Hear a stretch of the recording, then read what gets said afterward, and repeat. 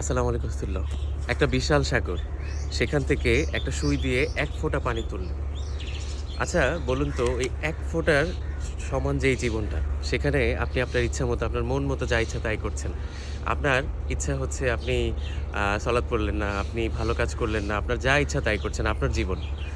তো আপনি আল্লাহর হুকুমগুলো মানছেন না, আল্লাহর ইচ্ছা পূরণ করছেন না। তো বিশাল সাগরের চাইতেও বড় যেই জীবনটা, সেখানে আপনার ইচ্ছা কেউ শোনা হবে না। আপনি যা ইচ্ছা তাই করতে পারবেন না। তখন কিন্তু আল্লাহর যা ইচ্ছা তাই করবেন। কারণ হচ্ছে আপনি যদি দুনিয়াতে আল্লাহর ইচ্ছা পূরণ করেন, মৃত্যুর পরবর্তী যেই বিশাল জীবন অনন্তকাল, সেখানে আল্লাহ আপনার ইচ্ছাগুলোকে পূরণ করবে। আর আপনি যদি দুনিয়াতে আল্লাহর ইচ্ছা না পূরণ করেন, তাহলে মৃত্যুর পরবর্তী জীবনে আল্লাহর যা ইচ্ছা তাই আল্লাহ করবে।